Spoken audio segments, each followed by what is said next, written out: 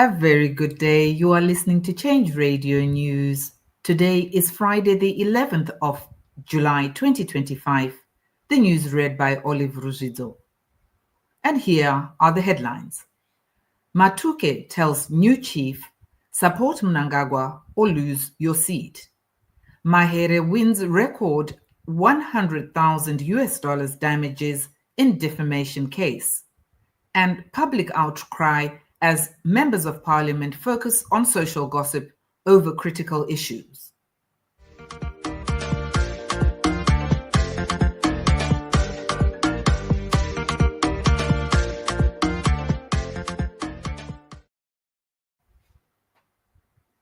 And now for the news in detail.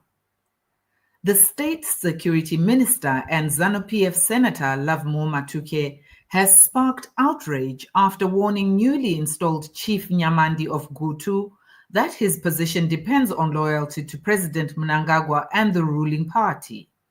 Speaking at the chief's installation, Matuke declared, I quote, "You are now a government official and the government is ZANU-PF. If you do not support the president, you do not deserve the seat." Critics say the remarks violate Zimbabwe's constitution, which bars traditional leaders from engaging in politics. Nick Mangwana, permanent secretary in the Ministry of Information, took to social media to praise President Mnangagwa's appearance in Parliament for a question and answer session, calling it exemplary leadership. He claimed that President, as head of state, also leads all three arms of government, including Parliament. Journalist Hopewell Chingono slammed the statement as false and embarrassing, accusing Mnangagwa of spreading information. Analysts argue this reflects a broader ZANU-PF narrative aimed at justifying executive overreach and appointments based on loyalty to Mr. Mnangagwa rather than competence. Advocate Fadzai Mahere was yesterday awarded 100,000 US dollars in damages by the High Court in a defamation case against journalist Edmund Kudzai, the largest such award in Zimbabwe's history. Mahere sued Kudzai in 2022 over an article published on his WhatsApp news platform, Kukurigo, that tarnished her reputation and image. Justice Joel Mambara granted a default judgment after Kudzai's defense was struck out, also ordering him to pay legal costs and 5% annual interest on the award. Mahere said the article was false and meant to damage her reputation. Her lawyers argued Kudzai failed to verify the claims. There has been public outcry over how members of parliament spent their time this week, focusing on social and domestic issues instead of urgent matters like corruption, looting, and the use of cardboard boxes in place of plasters in hospitals. Critics say the Parliament question and answer session is meant for holding ministers accountable and pushing for real answers, not for wasting time on what some have called bedroom talk.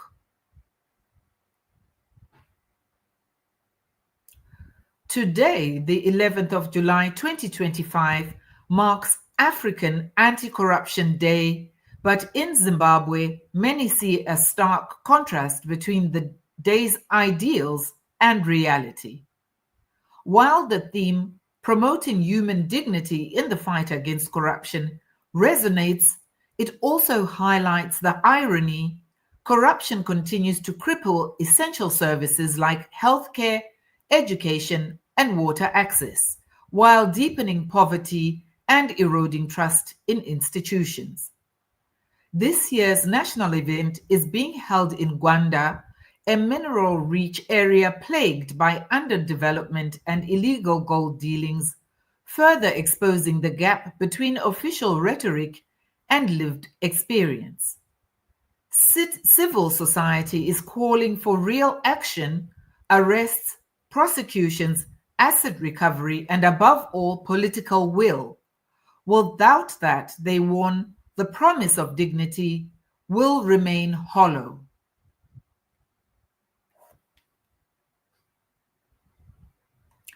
In economic news, over 30 contract workers hired as vehicle operators by Zimbabwe Electricity Transmission and Distribution Company, ZETDC's Western region, stopped work on Monday in Bulawayo, citing unfair labor practices and unpaid dues.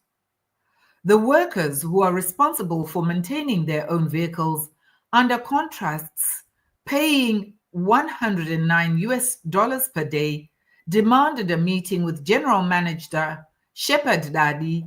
They claimed that rising costs and delayed payments have made it unsustainable to continue working without urgent intervention. And in news from local communities, Bulawayo City Council has begun the 2025 budget review consultations set to run until the end of July 2025. Town Clerk Christopher Dube confirmed the schedule, while Ward 26 Councillor Mpumelelo Moyo urged residents to actively participate. Stakeholders called on the city to seriously consider public input during this process.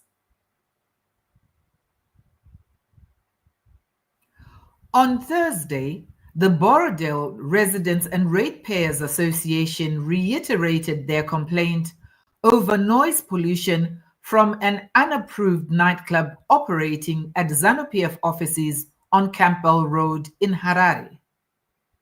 The venue has not been sanctioned by Harare City Council, raising concerns over its legality. Internal disputes also surfaced, with ZANU-PF officials clashing over revenue transparency linked to the nightclub.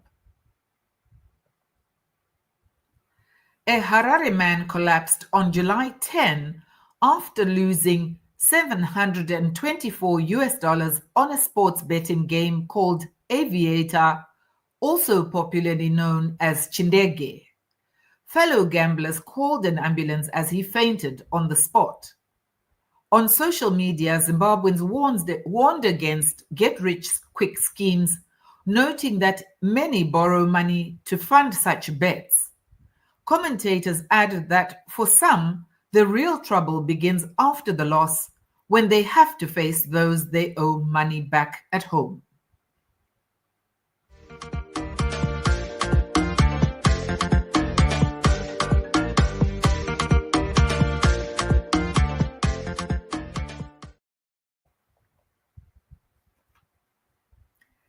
In entertainment news, Alec Machesu over the weekend expressed stress over health of his band members.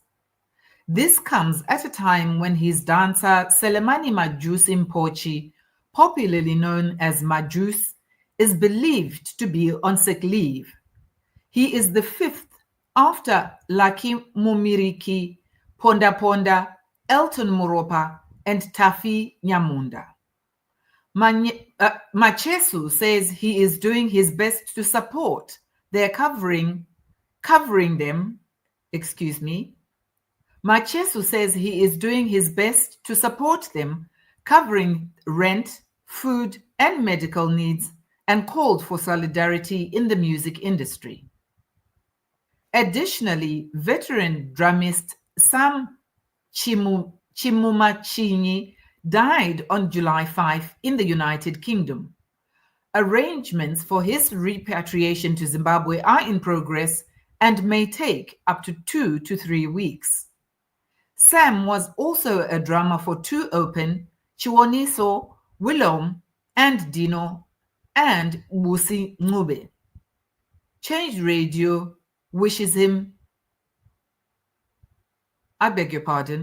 from Change Radio, we say, may his soul rest in peace.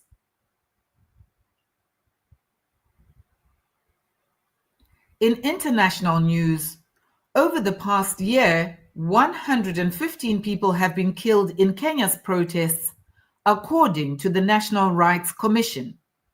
Monday's Sabasaba demonstrations were the deadliest so far, with 31 lives lost in a single day, including 12-year-old Njoki, who was struck by a stray bullet.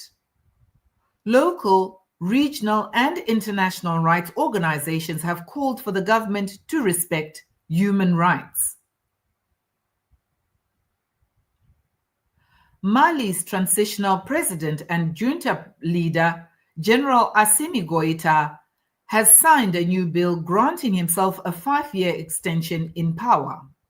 The law, recently passed by the Transitional Council, removes previous limits on the duration of military rule, deepening concerns about Mali's return to democratic governance.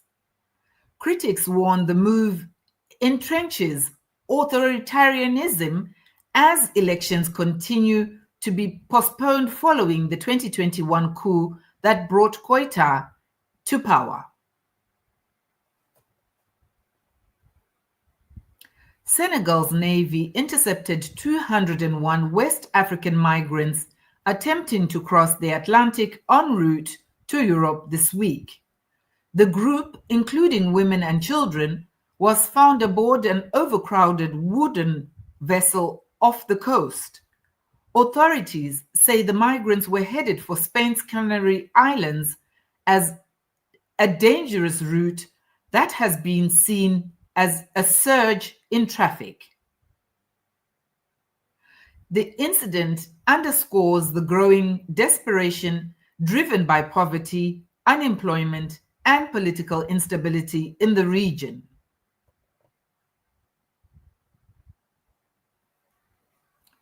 A new UNAIDS report shows progress in the fight against HIV in Africa, with deaths and new infections continuing to decline. However, the global response remains off track to meet the 2030 targets. Funding gaps, stigma, and limited access to treatment still hamper progress, especially in lower-income countries. The agency is calling for urgent action, including increased investment, political commitment, and expanded access to life-saving care. And in our sports news, Zimbabwean international Marshall Munetsi is embracing his box-to-box midfield role at Wolverhampton Wanderers, where he has been instrumental since joining in January. Speaking on the club's podcast, Munetsi said he hopes to improve his goal tally in the upcoming Premier League season after scoring twice last term. He acknowledged missed chances but remains focused on fulfilling the manager's attacking vision for him.